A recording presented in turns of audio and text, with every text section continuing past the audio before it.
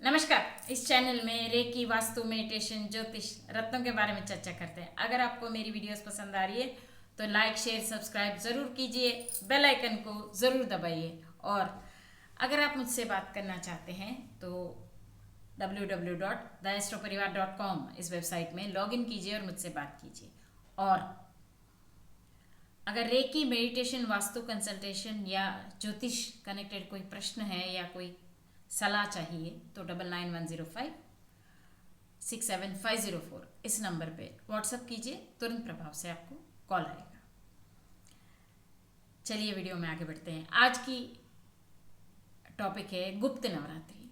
दक्षिण भारत में गुप्त नवरात्रि को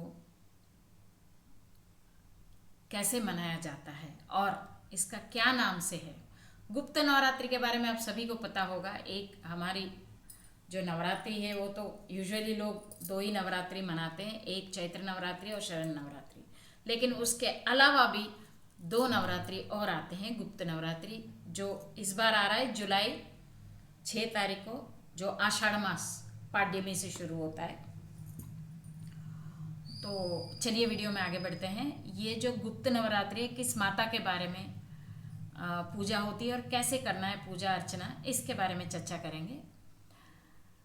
और इस वीडियो को अपनी मित्र और आपकी जो फ्रेंड्स है, रिलेटिव्स है, उन सबके साथ शेयर ज़रूर कीजिएगा, क्योंकि ये गुप्त नवरात्रि के बारे में सभी लोग वीडियोस तो बनाते हैं, लेकिन किस माता के बारे में ये पूजा है इसके बारे में चर्चा कर रहे हैं। ओम श्री मात्रे नमः।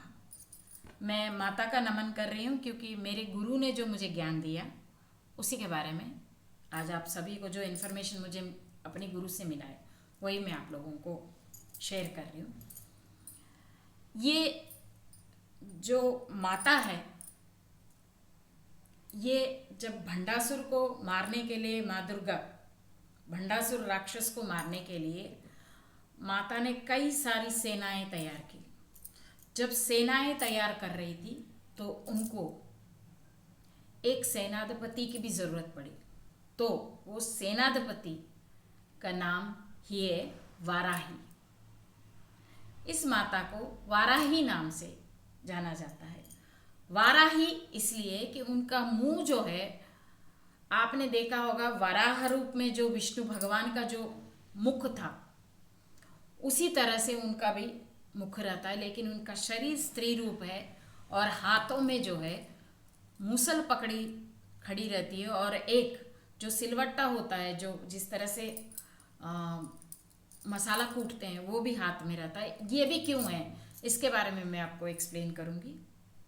और एक हाथ में, उनके हाथ में हल भी होता है।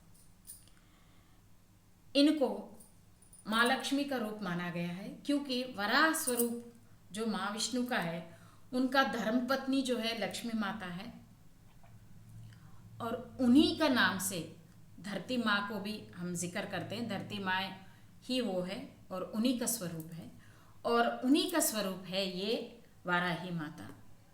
इसीलिए आप जब पूजा करते हैं तब पंडित जी ये मंत्र पढ़ते हैं, ये जो जिक्र करते हैं श्वेत वराह कल्पे, मतलब वाइट कलर, श्वेत वराह, श्वेत मतलब वाइट कलर का शरीर रहने वाले, श्वेत कलर का वाराह स्वरूप, वाराही, वाराह स्वरूप जो चेहरा उनका है वाराह की तरह है।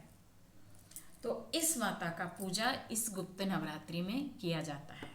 और ये पूजा इसलिए, पूजा अर्चना इसलिए किया जाता है, पहले तो लोगों को जिनकी घर चाहिए, घर के लिए मकान और अपनी बिजनेस, अपनी ग्रोथ, फाइनेंशियल ग्रोथ के लिए ये पूजा किया जाता है। ये 9 दिन आप कर सकते हैं, लेकिन काफ़ी गुप्त तरीके से करना है। इसका कोई बहुत बड़ी विधि नहीं है, चौकी लगाना कुछ भी नहीं है। माता को याद करो और तुरंत पूजा करना स्टार्ट करो। जैसे आप कलश स्थापना भी इसमें नहीं है। क्या करना है, माता के सामने आपको मंडप में अपना जो, या आप अगर पूजा करना चाहते हैं तो ये नवरात्रि में माँ शेरोवाली को ही आप गुप्त तरीके से पूजा कीजिए। कोई एक मंत्र का जाप कीजिए और एक इच्छा, संकल्प लीजिए। संकल्प लेना, हर बार संकल्प ले लेना, हर बार मेरा ये हो जाए वो हो जाए, इस तरह से माता के साथ बिजनेस मत करना। लेकिन अपनी इच्छा पूर्ति के लिए माता मेरी ये इच्छा है, मैं अपनी जीवन में इस चौराहे पे खड़ा हो गया, मेरे पास पैसा नहीं है, या मेरे पास घर नहीं है, या मेरे पास बिजनेस करने के लिए मेरे पास फाइनेंस नहीं है, तो ये रिक्वेस्ट माता का पैरों के चरणों में रख दीजिए। उसके बाद आप माता का नाम जाप कीजिए। प्रसाद भी बहुत कम है, दूध रख सकते हैं, चावल का बना हुआ कोई भोग रख सकते हैं, कोई भी फ्रूट रख सकते हैं। इसका कोई बहुत बड़ा नियम नहीं है, इसलिए कि ये गुप्त तरीके से माता का पूजा करना है, और ये पूजा अर्चना करने के बाद इसका कोई डिस्प्ले नहीं करना है। जो भी मंत्र जाप करोगे आप मन में करोगे, बाहर नहीं कर सकते, इसीलिए इसको गुप्त तरीके, इसीलिए जो पूजा अर्चना करते हैं, जो माता का उपासक जो भी होते हैं, वो जरूर ये पूजा करते हैं। अब ये वाराही माता जब माँ दुर्गा भंडासुर को मारने के लिए जब जा रही थी, उस समय में इन्होंने विशुक्रुडु मतलब उसका जो मंत्री था उसका नाम था विशुक्रुडु, उसको मंत्री को इन्होंने मारा था। ये माता का स्वरूप में उग्रता बहुत है, इसीलिए इनको बहुत ही साइलेंट तरीके से, मतलब बहुत गुप्त तरीके से पूजा किया जाता है। इनकी जिक्र सप्त मातृकाओं में भी है, इसीलिए ललिता सहस्त्र नाम में इनका एक लाइन में उनका जिक्र भी है, जैसा गिरिचक्र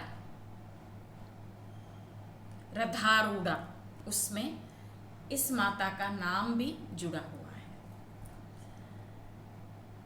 इस माता का पूजा 6 तारीख से 15 तारीख तक आप कर सकते हो, और कोई भी एक इच्छा माँ के सामने रखिए, और बिल्कुल सुबह स्नान करके जिस तरह से माता का सामने आप अर्जी लगाते हो लगाओ, और पूजा अर्चना प्रसाद सब कुछ रखो, और मन में इच्छा सोच के माता का एक मंत्र का जाप करते हुए अपनी जो इच्छा है इच्छा पूर्ति कीजिए। उसके बाद इसमें उद्यापन भी नहीं है, और जैसे 9 दिन के बाद आप कंच पूजते हैं, वैसे पूजना चाहते हैं तो पूज सकते हैं, नहीं तो प्रसाद अर्चना पूजा श्रृंगार का सामान सब कुछ आप माता को दे सकते हैं, समर्पित कर सकते हैं, या मंदिर दर्शन कर सकते हैं, मंदिर में दान और पूजा अर्चना जरूर कर सकते हैं आपकी इच्छा पूर्ति के लिए।